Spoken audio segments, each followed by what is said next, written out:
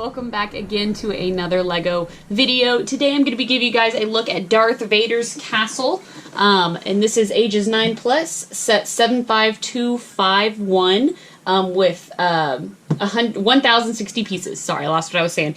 So another one of the largest sets I've built.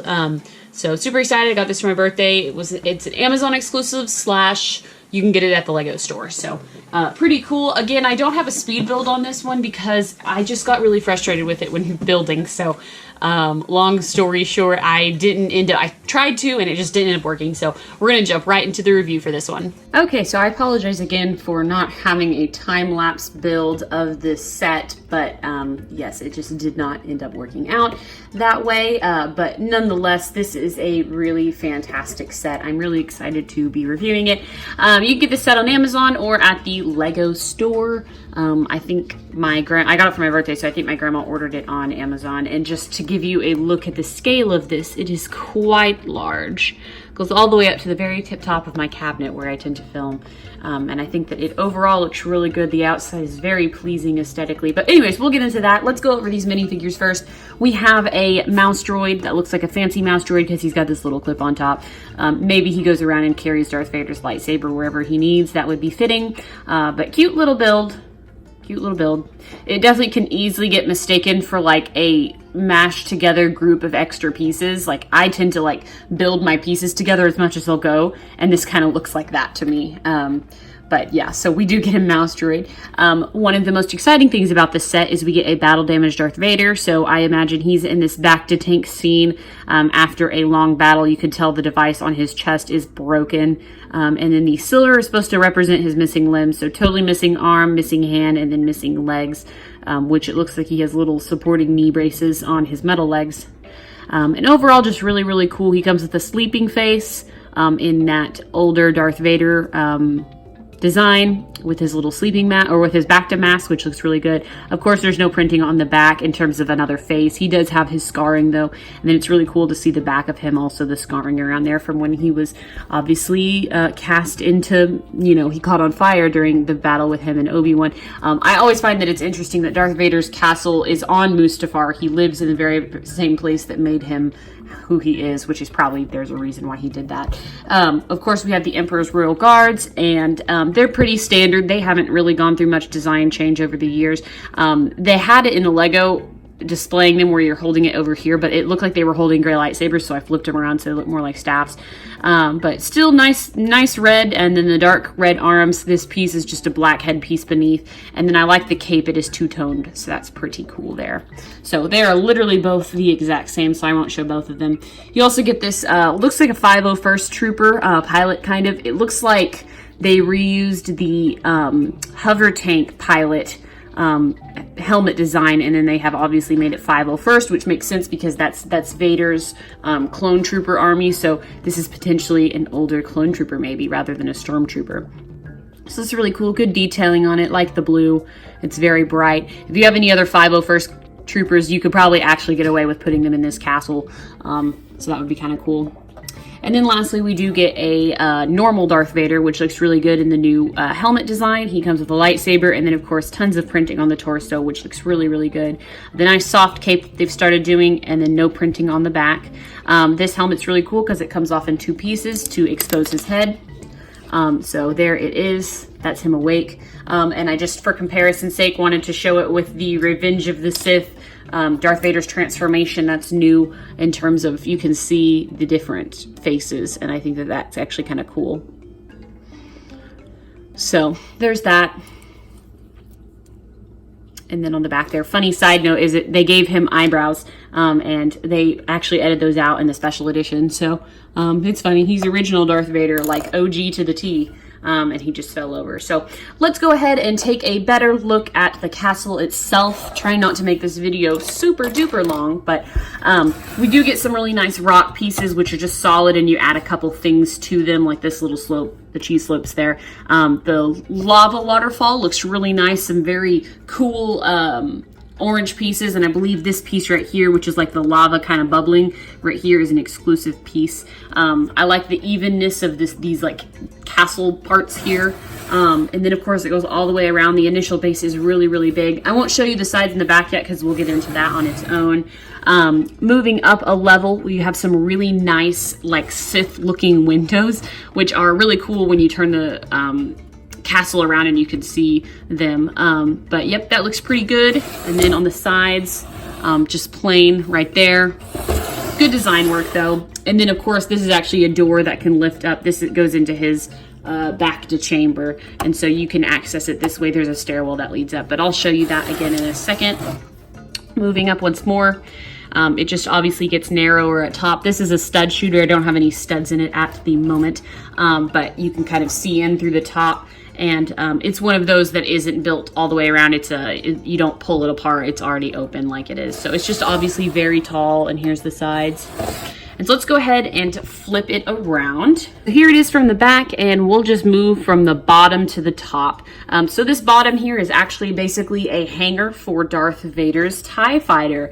And so we get a small built TIE fighter, which is really accurate looking for being how small it is, but it literally just barely fits Darth Vader, which I'm happy with. That's all I could have asked for. It does come with a couple stud shooters. I'll show you how closely Darth Vader fits in it. So you lift up the top here, and basically here's where he sits. And you just basically take him and slide him into this place. He could not fit any tighter in here. And then you just close it up. And he can't see obviously out the window, which is kind of a bummer. But then at the very top, you can see maybe his helmet, and when you close it, it just barely closes. So literally he could not fit in any closer than he already does. And basically this TIE fighter can come out of this hangar and fly away, because this is obviously Darth Vader's home. You have a nice staircase right here, which I always really like these staircases. I'm going to take this out just for the sake of turning the castle. But some stairs here that can lead up, like I said, into this Bacta room, but we'll get into that again in just a moment. Down here we have what looks to be like kind of a supply room. You get some extra stud shooters. They're stacked up, but they kind of like rest right here. And then maybe a fuel tank. This looks like you can get the TIE fighter some fuel through here, the way it faces into the wall. There's also a little hovel right here to put the mouse droid, so he can kind of back up into it. This is like where he rests maybe. And he sits in there pretty good. It's a nice little snug fit for the mouse droid. And then you do have a little secret area because LEGO loves to do these.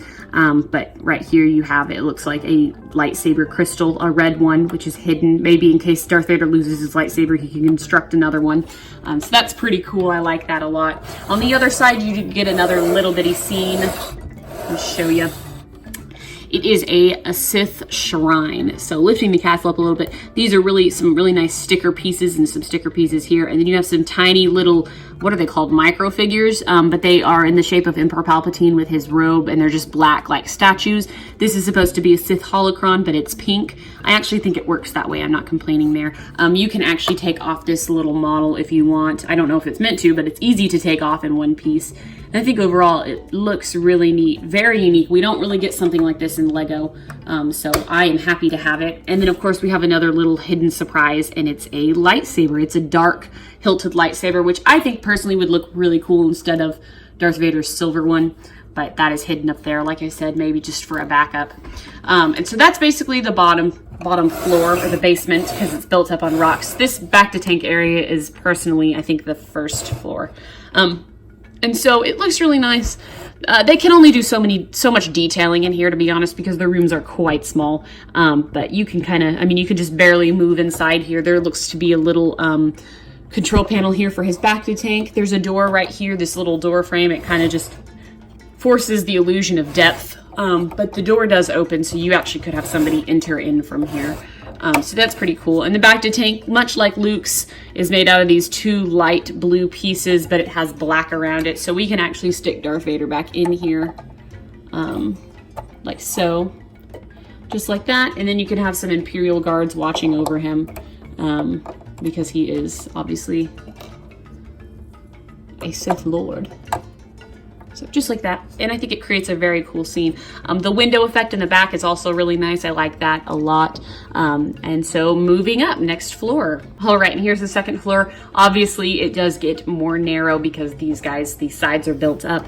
But we have a little version of a hologram of Darth Sidious, which I really like, another little micro figure. This is the first one I have. And so he just sits there and he can talk to Darth Vader while he's in his Bacta tank. Which is really cool. There's no door here, but there is a tiny little window right back there. You can also store his lightsaber on this little peg if you choose. Looks kind of nice. And then you might not recognize this quite yet, but it is his meditation pod. So he, like I said, just barely fits in there. You can just barely get your hands in. It takes a little bit of work because it is so small. There we go. And Darth Vader can talk to Darth Sidious this way, and then it also can close, not all the way. The shape is a little wonky, but like you get the idea. It's definitely his little meditation chamber that we actually see in the movie. So I think that overall that is pretty cool indeed. And then of course we go to the top floor, which is going to be kind of difficult for me to show you. I'll have to hold the camera up. But it is this, looks like a little summoning floor. I think this is where Director Krennic kind of meets Darth Vader, even though it's a little inaccurate. The stud fighter, or stud launcher is up there, and of course you can put like a 501st Trooper up here, but there's not a whole lot of movement. It is a little wobbly, as you can tell, because this pin right here actually holds these two walls together the entire way down. So it also holds this floor upright. So it was a very interesting build. I got stuck on it a lot, to be honest. It was actually really rather frustrating, and I don't know if that's just because I had been building a lot of Legos and I just was kind of burning out, or if it really was rather difficult, but I think it was because there's so much black in this set. But overall, I think it's really neat. I mean, it's kind of, they tried to make an element piece as well as like a scene piece, and they tried to mix both, and I think overall it worked out pretty well. You do have 3 floors, or 4, I guess, if you count this one, or the top one, and quite a few little fun things. Darth Vader's castle is supposed to be kind of something that's like prequel trilogy and original trilogy and almost new trilogy, well, Rogue One, if you will. So it goes to Rogue One and then technically all the way back to after Darth Vader becomes Darth Vader. He's living there. So it's a really cool castle that kind of transcends the episodes, the Star Wars episodes. So I think it's really cool. But overall, it's a really, really dynamic piece. And I think that it looks very cool aesthetically. So if it's ever on sale or you're interested in picking up a new set, I do recommend this one. I think it's really neat overall. Very unique idea. And I really, really like it. So anyways, guys, let me know what you think in the comments below and have an awesome day. Bye.